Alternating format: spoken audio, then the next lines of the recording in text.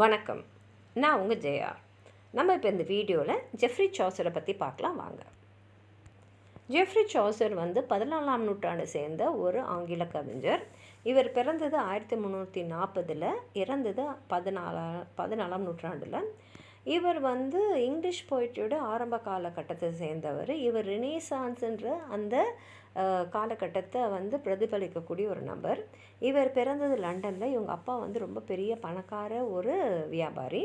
இவருக்கு நல்ல கல்வி கொடுக்கப்பட்டது. அது மாத்திரம் இல்லாமல் அவரோட கடைசி காலத்தில் அவர் அரச வேலை சம்மந்தப்பட்டமாக தான் ஈடுபட்டிருந்தார். கோர்ட்டில் தான் இருந்தார். அவர் ஒரு நல்ல படித்த ஒரு அறிஞர், போர் வீரர். அது மாத்திரம் இல்லாமல் அரசு அதிகாரியாகவும் வேலை செஞ்சதுனால அந்த பணி சம்பந்தமாக அவர் இட்டாலி, ஃப்ரான்ஸ் மாதிரி யூரோப்பியன் நாடுகளுக்கு அடிக்கடி போய் வர வேண்டியிருந்தது. இதனால் அவருக்கு ஃப்ரெஞ்சு, இட்டாலி 2 மொழியும் நல்லா தெரிஞ்சதோடு மட்டும் இல்லாமல் அந்த ஃப்ரெஞ்சு இலக்கியம், இத்தாலி இலக்கியத்தில் அவருக்கு நாட்டம் அதிகம் இருந்ததுனால அதை நிறையா படித்தார்.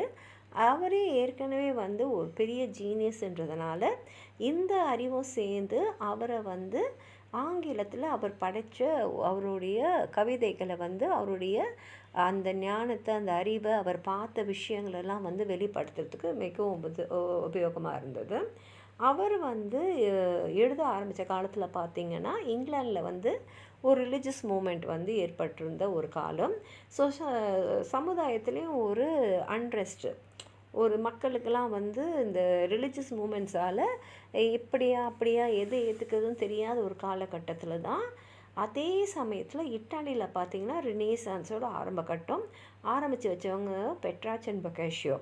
இதெல்லாம் சாசருக்குள்ளே ஒரு நல்ல தாக்கத்தை ஏற்படுத்தி அவரும் அவரோட பணி சம்மந்தமாக பல வகையான மக்களை சந்திக்கக்கூடிய ஒரு ஒரு சூழ்நிலை அவருக்கு ஏற்பட்டிருந்ததுனால அவர் பல மனிதர்களை பார்த்தாரு. அவங்கள கூர்ந்து கவனித்து அவங்களோட குணாதிசயங்கள், அது மாத்திரம் இல்லாமல் அவருக்குள்ளேயே இருந்த அந்த நகைச்சுவை உணர்வு, இது 2தாலும் அவர் ரொம்ப பயனடைஞ்சார்னு சொல்லலாம்.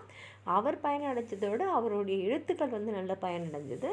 அவர் நேரடியாக எந்த சமுதாய புரட்சியிலும் ஈடுபடலை அப்படின்னாலும் அவர் பல வகையான பணியில் இருக்கக்கூடியவங்க.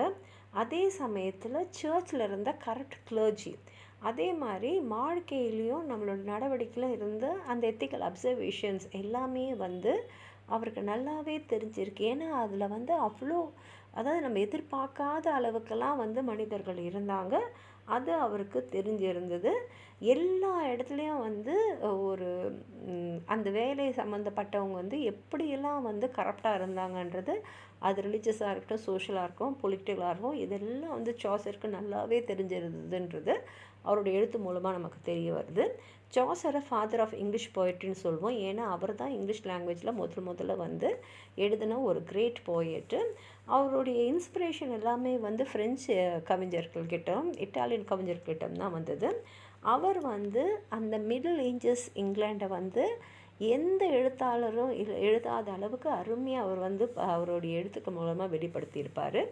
அவர் இங்கிலீஷ் லாங்குவேஜையே நல்ல ஃப்ளெக்சிபிளாக, காம்பேக்டாக, வைட்டலாக எழுதினவர்.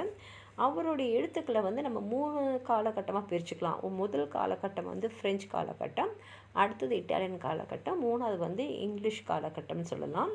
அவர் ஆரம்ப காலத்தில் ஃப்ரெஞ்சு இலக்கியங்கள் நிறையா படித்ததுனால அந்த மாதிரிகளை பேஸ் பண்ணி தான் அவர் எழுதிட்டு இருந்தார். அப்புறம் ரோமன் டி லா ரோஸ்ன்ற புஸ்தகத்தை அவர் ஆங்கிலத்தில் மொழிபெயர்த்தார். அதுக்கப்புறம் அவரே த புக் ஆஃப் டச்சஸ்ன்றது 1369 எழுதினார்.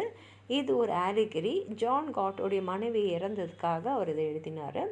அவரோட 2வது காலகட்டம்னு பார்த்திங்கன்னா அதில் இத்தாலி இலக்கியத்தோட தாக்கம் நிறையா இருக்கும். அவர் ட்ராய்லஸ் அண்ட் க்ரிசேடுன்றத பொக்காஷியோ எழுதின அந்த அவருடைய புஸ்தகத்தோடைய ஒரு தழுவி தான் அதை எழுதியிருந்தார். மற்ற முக்கியமான படைப்புகள்னு பார்த்திங்கன்னா legend of good women, the complaint of Mars, parliament of fowls, the house of fame அப்படின்ற நிறைய படைப்புகளை இந்த காலகட்டத்தில் அவர் எழுதியிருக்காரு. கடைசியாக காலகட்டத்தை நம்ம இங்கிலீஷ் காலகட்டம்னு சொல்லுவோம்.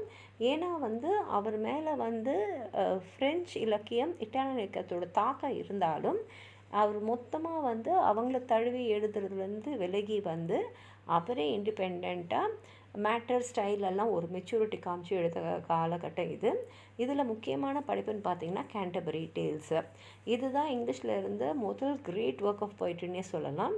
இது எப்படின்னா லண்டன்லேருந்து கேண்டபரின்றது ஒரு புனித இடம். அங்கே போயிட்டு திரும்பி யாத்திரை மாதிரி போயிட்டு வர யாத்திரைகள்லாம் ஒன்று கூடி போகிறாங்க. போகும்போதும் வரும்போதும் வந்து ஆளுக்கு ஒருத்தவங்க கதை சொல்லிக்கிட்டே போகணும். போகும்போது ஒரு கதை, திரும்பி வரும்போது ஒரு கதை அப்படின்னு இதுக்கு ஒரு ப்ரொலாக் எழுதி அதில் அந்த பில்கிரிம்ஸாக வராங்க இல்லையா, யாத்திரைகள் எல்லாருமே அவர் வர்ணிச்சிருப்பார்.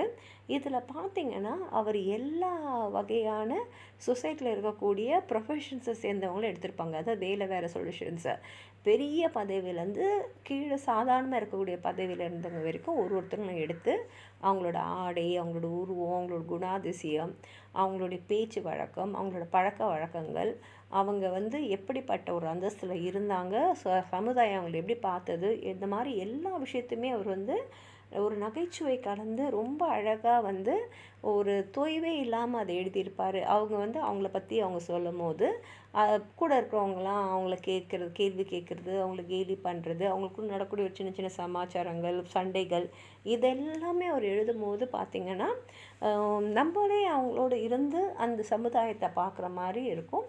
கிட்டத்தட்ட இங்கிலாந்தில் இருந்த எல்லா வகை மக்களையும் அவர் வந்து அதில் எழுதியிருப்பார். அதே சமயத்தில் அவர் வந்து ஒரு கோர்ட் போய்ட்டு அரசவை கவிஞராக இருந்ததுனால பெரும்பகுதியாக அவர் வந்து மேல்தட்டு மக்களுக்காக தான் அவர் எழுதினார்.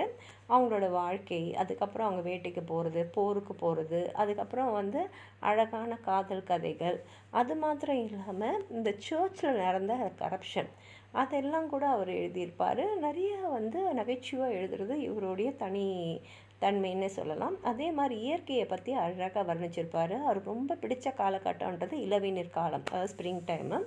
அவர் வந்து ஒரு நாட்டை வந்து அவ்வளோ அழகாக வந்து வர்ணிச்சிருப்பார். அதே சமயத்தில் சோசர் எல்லா வகையான போய்ட்ரியும் எழுதியிருக்கான்னு சொல்லலாம். Romance, homilies, moral treatises, allegories, love stories, fables எல்லாமே எழுதியிருப்பார். ஃபேபிள்ஸ் எழுதும்போது பார்த்திங்கன்னா அவர் வந்து அந்த கேரக்டரும் அந்த நரேஷனும் அவர் சொல்கிற விதமாக ரொம்ப அருமையாக இருக்கும்.